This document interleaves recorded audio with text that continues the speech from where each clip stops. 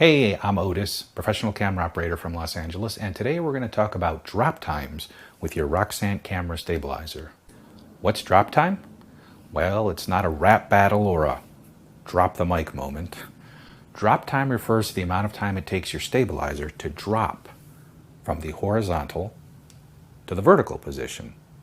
Now, why is this important and how do we adjust it? Let's take a look at a couple of examples. Drop time is adjusted by moving the lower arm or by adding or removing weights from the lower arm. Now, once you have the camera and the stabilizer fairly balanced, you can work on adjusting the drop speed.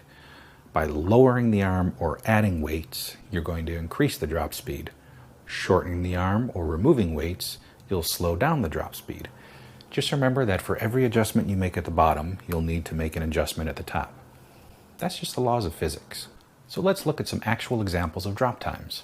If your drop time is too slow or takes too long, let's say 3 to 4 seconds or maybe longer, you're never going to have a stable rig. Without enough weight at the bottom, the stabilizer will never return to a level center position on its own, and you're just going to be fighting it all day.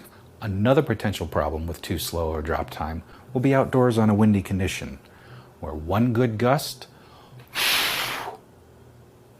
take two. Okay, what about a shorter than normal drop time? Isn't that going to make the rig more bottom heavy and therefore more stable? Well, yes and no.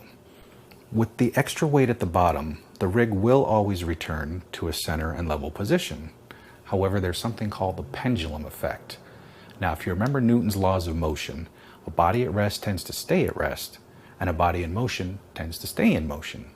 When making fast moves left or right, forward or backwards, the body, the weight at the bottom of the stabilizer, wants to stay at rest while the remainder of the rig is going into motion.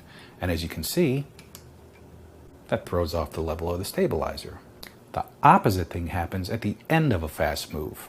The body in motion, or the weight at the bottom, wants to remain in motion, again throwing your stabilizer out of level. What we're aiming for is a drop time somewhere between 1.5 and 2.5 seconds, what we like to call the butter zone. Everybody has their own personal preference. I like a 2-second drop time. 1001, 1002. This puts the stabilizer into perfect balance, being neither too top heavy nor too bottom heavy. The rig will always return to center and level, and as you can see, there's no pendulum effect, keeping you in control of your shots. I hope this video gave you a better understanding of drop time and why it's so important when using your Roxant stabilizer. And as always, if there's something we haven't covered that you'd like to see, post a comment and we'll see what we can do about it. Happy shooting!